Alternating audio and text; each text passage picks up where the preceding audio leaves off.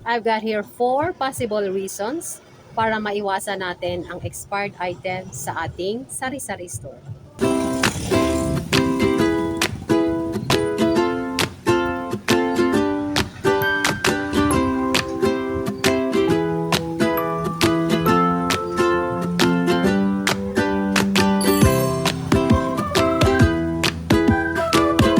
Hello everyone! Welcome to my YouTube channel. It's me again, Jennifer S. So for today's video mga kasari, napakaganda po ang pag-uusapan natin for today's vlog. Kasi ito ay para sa lahat, para sa mga usual na normal na mamimili, and para din ito sa may mga tindahan na kagaya ko. And this is for a good start na maiwasan ang mga ganitong mga bagay-bagay. So ako sa inyo guys, just keep on listening and keep on watching. Okay, so we have 4 possible reasons to avoid na magkaroon tayo ng expiry item sa ating tindahan.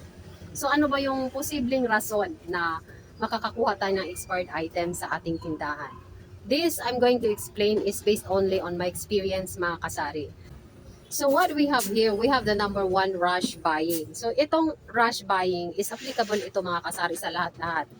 Whether mayroon kang sari-sari store or simple ka lang na mamimili sa isang grocery store. Kasi meron ding mga moms out there na parang tayo din, nagmamadali ding bumili and then hindi na nila tinitingnan yung kanilang expiry date kung kailan ba ito mag-expire, no?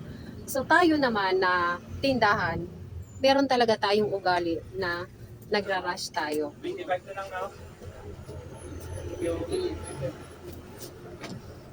Bakit nasabi kong nagra-rush up tayo palagi? Kasi iniisip natin ang tindahan natin, sarado, di ba? Kasi tayong mostly mga sari-sari store owner, ayaw na ayaw talaga nating magsarado ang ating tindahan. Kasi ayaw nating ma-miss up yung mga customer or ayaw natin na yung si customer mapunta sa iba. Kasi hindi natin alam, we never know kung ang bentahan natin or bentahan nila mas mababa pa pala sa kanila compare sa ating bentahan dito sa ating tindahan. Kaya meron talaga tayong ugali na ayaw nating magsarado. So we end up to a rush buying sa ating mga paninda. And then hindi na rin natin na i-check mga kasari kung kailan ba talaga ang expiry dito. Ito ba ay nearly end or matagal pa na pwede pa nating ilagay ng matagal sa ating shelves. So hindi na natin yan napapansin kapag we end up to rush buying. So dahil dyan, syempre, lalo na kung ang binibili mo ay hindi naman ito fast moving.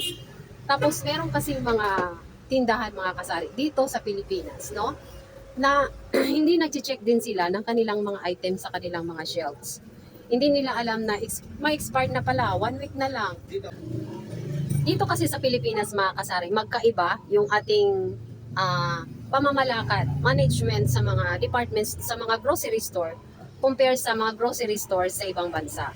Dito kasi sa atin, meron pang pagkakataon na 1 week na lang, pwede pa nating mabili yung item sa kanilang shelves. Pero mga kasari, sa ibang bansa, ganito naman, iba naman sila. Bago pa ma-expire yung items, meron pang 1 week or meron pang months pa nga yung iba, like yung kung mga pagkain na nakarap sa kanila. Tinatapon na nila yan sa kanilang big bin na tinatawag. So, bakit ko nasabi yan? Kasi meron akong mga napapanood na mga nagba-vlog about namumulot sila ng pagkain sa basurahan. So, ang napupulot nila na pagkain is more on, pwede pa nilang gamitin, pwede pang lutuin, pwede pa nilang i-stock sa kanilang mga freezer. At also, yung mga meat yun, sa mga pagkain naman na like yung mga groceries na kagaya ng binibenta natin sa ating tindahan, tinatapon din nila. So, pwede pa nilang mapakinabangan kung sino yung nagbabasura. So, ibig sabihin, yung grocery store dito sa Pilipinas at grocery store sa ibang bansa ay magkakaiba ng management, mga kasari, sa aking nakikita. Kasi yung mga grocery store dito, mostly probably hindi sila nag-check ng mga expired items. Like mabibili pa ng customer na nearly expired na. 1 week na lang, ilang days na lang, nearly expired na talaga, pwede pang mabibenta sa kanilang shelves. Diba? Samantala sa ibang bansa, pag gano'n na nearly end na, talagang pinupull out na nila yan, tinatanggal sa kanilang mga shelves at tinatapon sa mga big bins. And napapakinabangan pa po ito ng mga nagbabasura sa mga malalaking basurahan. Diba? So yun ang pagkakaiba sa Pilipinas at sa ibang bansa na mga pamilihang mga grocery store. So, back again, ayun. So tayo na mga sari-sari store, kapag hindi talaga tayo nag-check ng mga paninda natin na binibili natin kasi we end up to rush buying, possible talaga mga kasari na makakakuha tayo ng mga nearly expired items. O, di ba? So, yun ang dapat iiwasan na isang mamimili or ng isang tindahan na kagaya natin. Kailangan talaga mag-check ng expiry date sa mga items na. So, yun dapat mag-check talaga tayo mga kasari ng expiry date, lalo na tayo ay bumibili ng medyo marami-rami para ibenta sa ating tindahan.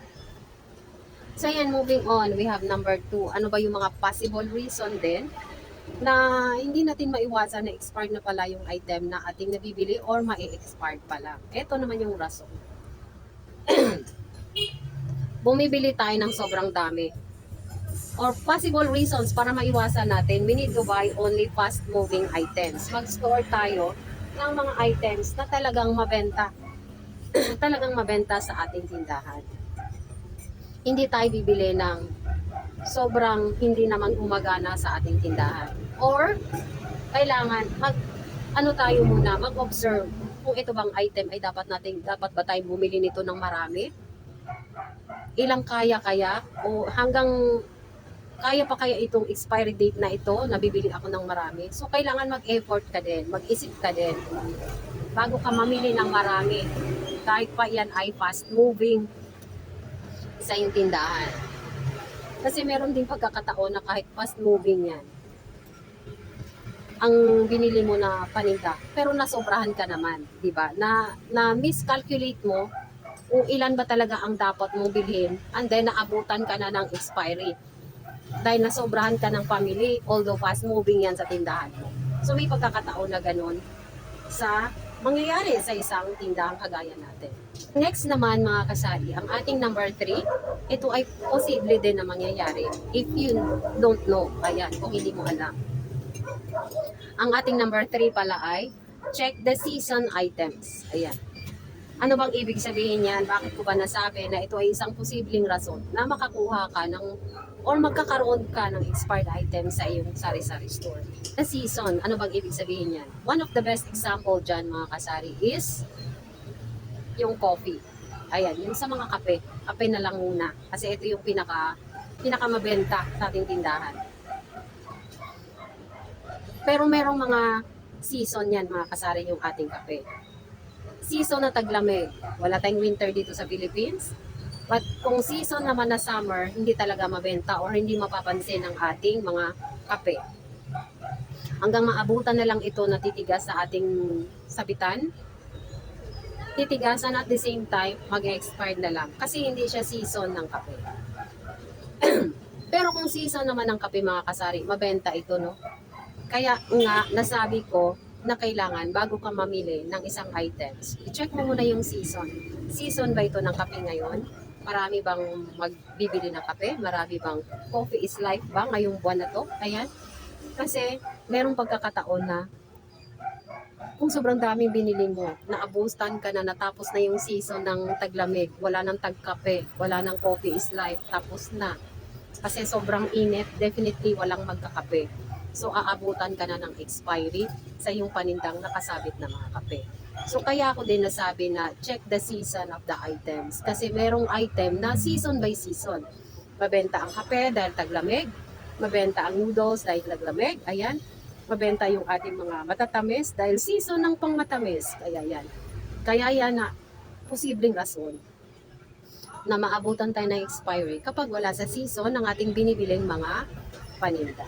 So, ayan, natapos na tayo dyan. We're now in the number 4, mga kasari. Ang ating number 4, mga kasari, ito talaga ang pinakamahalaga din, no? Don't stock too much. Huwag kang bumili ng sobrang dami na hindi mo kayang ipaubos. Kasi kung hindi mo kayang ipaubos at yung nabili mong stocks ay mga nearly end na, kagaya ng nasabi ko dito sa Philippines, hindi sila masyadong meticulosa sa mga expiry date ang ating mga pinamilhang mga wholesaler or pinamila nating mga grocery store. Hindi sila kagaya nga sa nasabi ko na sa ibang bansa na kung nearly end na pinupull out na nila and pinamimigay na lang sa bin and kinukuha ng ibang tao na pwede pa nilang mapakinabangan. So dito naman iba. kung mapakinabangan pa nilang ibenta, they are going to sell it.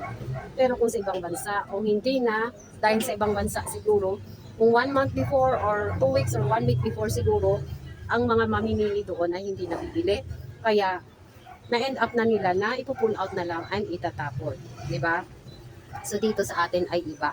Tayo ay mga Pinoy. Kung pwede pang pakinabangan, pwede pang ibenta, binibenta talaga yan kung makakalusot sila sa mga mamimili. Sana may napulot kayo sa video ito na bago kayo mag-put up or kayo ay simpleng buyer lang, dapat always check the expiry sa inyong mga binibiling mga items. So ayan mga kasari, natapos na tayo sa pag-share ngayon sa ating 4 possible reasons bakit maka-acquire tayo ng mga expired items dito sa ating tindahan. So for today pala mga kasari, meron din akong i-update sa inyo. Ayan, panibago na pong file ng ating rice ngayon kasi medyo naubos po yan kahapon. And as you can notice, bagong color ng ating rice, meron tayong white socks dyan. These are regular rice which are local rice here in Iloilo City. So yan ang ating rice ngayon. And iyan yung pinakamura nating bintahan dyan, which is only 56 pesos per kilo. At ito yan mga kasari. Ito yung ganitong klase rice. Ayan, as you know, meron tayong 3 varieties ng rice. Ayan, and ayan, ito yung aking bagong update ngayon mga kasari, no? Sa ating tindahan. Update tayo ng ating bagong bigas. And nag-update din tayo ng additional naman ng ating mga paninda. Kahapon, ayan, meron na tayong maraming mga mga powder na ganito. And pero wala pa rin tayong nakuhang Tide kasi wala pa lang Tide si grocery. So ayan, pero marami na tayong mga wings, marami tayong mga iba-ibang mga powders na nakukuha na natin sa ating suki. And ito yung isang box na to, these are all powders. And meron din tayong nakukuhang panibago nating mga tanduay na maliit. And ito yung ating additional na tanduay lights. So, ayan, marami na tayong stocks ngayon. Full stocks na talaga, definitely ang ating tindahan. Thank you so much guys for again watching this video. And maraming salamat po sa aking mga kapwa kasari-sari store owner na lagi pong nanonood sa ating video araw-araw. Again, thank you so much and see you on my next video.